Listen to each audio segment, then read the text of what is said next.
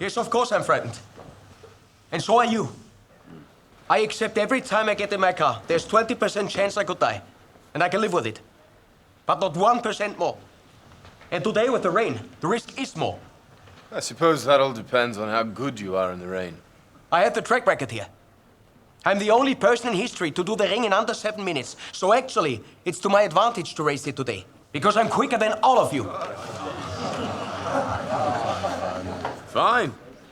Then let's race. And that was a clip from Rush, and I'm delighted to say we've been joined by its director, Ron Howard. Ron, hello. Thank you very much, Steve, for talking to us today. Pleasure. And I can just say, right at the very beginning, from the point of view of someone who works in radio, where sound is the most important thing, I relaxed within the first 20 seconds of your film because the noise, one of the key things that you had to get right was the noise of Formula One, and boy, is this a noisy film. Well, we were warned of that, and of course, my only experience with Formula One prior to getting involved in this project was one race that I went to. I was invited to by George Lucas, who's a longtime Formula One fan, and as I began thinking about it, I thought, well, what I really recall is that I first heard the cars in this primal kind of scream, then I felt them in my chest before I ever could lay eyes on them. So I felt like this had to be a sort of a cinematic key for us, or sonically speaking, anyway. And everyone, Eric Fellner, who had been one of the producers of Senna and is one of the producers of Rush and is a great Formula One fan, he was constantly haranguing me about the sound. And so we went about it very consciously, carefully. We had a lot of the real cars, including a real Lauda Ferrari and a real James Hunt McLaren, among others. And our recordist was constantly capturing material because I knew people would be listening. So if you can, go somewhere where there's a good sound system because it will really pay. Don't watch it on your TV at home. Yeah. Thank you for saying that. Well, I've been saying it because it is a movie that is. It's a character drama. It's got lots of twists and turns and surprises, and it works in that kind of fairly sophisticated way. But it really does demand to be seen and heard, and therefore felt on a big screen. Do you think? Because Formula One is not such big news in the United States, that you're going to struggle to find an audience there? Or will the power of a good story and your name pull them through? Well, this was not really a career decision. This was a fantastic creative opportunity that I jumped at. And certainly I was and am aware of the fact that it's a real marketing challenge in the U.S. We've screened the movie in the U.S. and it plays very well. It plays as well to audiences there as it does anywhere in the world, and right up there with any of my movies. So I'm proud of that as a filmmaker. As a producer involved in all of it, I really can't say, but regardless of the outcome, I had such a great experience making it. It's very much the movie that I was inspired to make based on Peter Morgan's script when I read it, and so whatever the outcome, I'm thrilled to have put a couple of years into Rush. And for those who don't know the story about the rivalry between James Hunt and Niki Lauda, which is the heart of your movie, can you just sort of explain it, outline it? They're two very, very different, highly ambitious racers in the 70s, Formula One racers. One is this meticulous Austrian, very driven, very open about his careerism, and then his nickname is the Rat.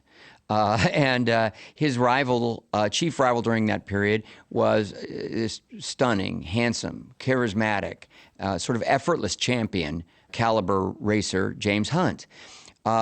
And I think that it makes for great drama, and this is what Peter Morgan recognized, that these two would be rivals.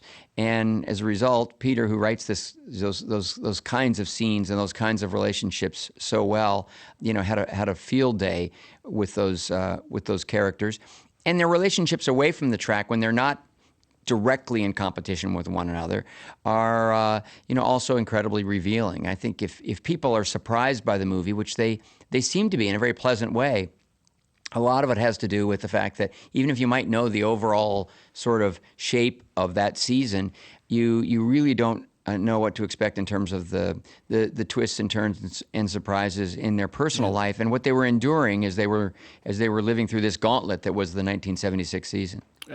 And you mentioned, this phrase "period piece" and the soundbite that where, from an era when sex is safe and the driving was dangerous. I mean, people will marvel and be astonished and terrified at the fact that this race at the Nürburgring, where the Niki Lauda's accident happened, went ahead. Yeah. And you think, everything is so much safer now, but would be horrified at the fact that it went ahead in the first place. It was clearly a period of rapid growth in the sport. The sport had been around for a couple of decades, but it hadn't become, an industry. That came later with Bernie Eccleston and company. And, a lot of good things came out of that. And one of them really was this: they were able to be organized enough to finally say, the tracks must comply. They must simply make it safer. At this moment, the technology had outstripped the tracks. And none of the competitors were willing to back off a tenth of a second in the name of safety. That's just not who they were. They were gamblers. I guess moviegoers might have been first introduced to these drivers' meetings, which are held. If they saw Senna, astonishing documentary about Ayrton Senna a couple of years back. But here you've dramatised this, and the fact that you have Niki Lauda standing up and saying this is too dangerous. I mean, this is an extraordinary, dramatic moment for you. Well, it's a great turning point in the story. Daniel Bruhl acts it brilliantly. Yes, it was a great scene in Senna, but it wasn't all that uncommon. Jackie Stewart was a champion in terms of rallying drivers, and basically they were like, little wildcat strikes from time to time. Lauda had been a part of one a year or two before.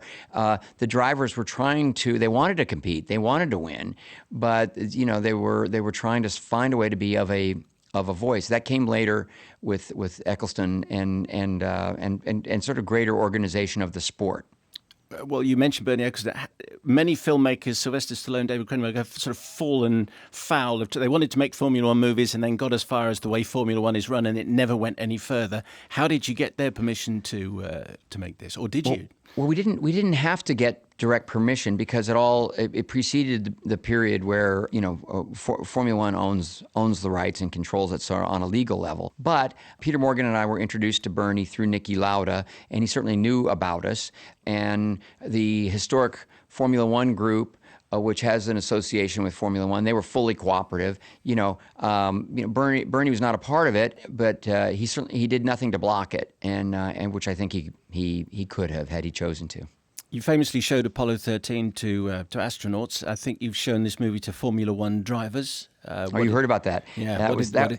What did they say? Well, I was nervous as hell, Yeah. and the reaction was great. It was for Niki. It was for many of the team managers, mechanics, engineers, a number of drivers. Bernie Eccleston was there. Was very complimentary when it was over, and they were so quiet. This has a lot of comedy in it, and when you watch it, people have a very visceral, engaged reaction to the movie on a lot of levels. It's fun to sit in the audience as they watch this drama unfold. And this crowd was so quiet, I didn't know what was going on. And when it was over, it was really, warm, embracing applause and lots of pats on the back and strong handshakes and eye contact and a real expression of appreciation, which was, very much akin to the reaction that I had on Apollo 13 when we screened for the astronauts and the mission controllers. And a big sigh of relief all round. I wonder, Ron, if I could finally just ask you, you mentioned Peter Morgan a couple of times, who you worked with, of course, on Frost Nixon. And our TVs are full of David Frost at the moment. I just wondered what, and a whole reassessment of his career and all the fantastic, that extraordinary interview being shown in its original form. Just your thoughts when you heard that he died at the weekend. Well, sad, of course. And I was with Peter, and Peter, who knew him, so very well, and he basically was the first person I heard say, 74. Sounds like he was taken too early. Yeah. Of course, it's tragic for the family, but that man lived 150 years. and just he never stopped, and he was working or preparing to work on the day that he passed. He was an exceptional person to meet. One of the sort of the individuals in my mind that I was most impressed to get to know and spend time with. Not only as a journalist, as a personality, but also as a businessman, as a media entrepreneur. He was very impressive to me, and he would never let me go without stopping me at the elevator or the door to tell a joke. And the comedy's never perfect.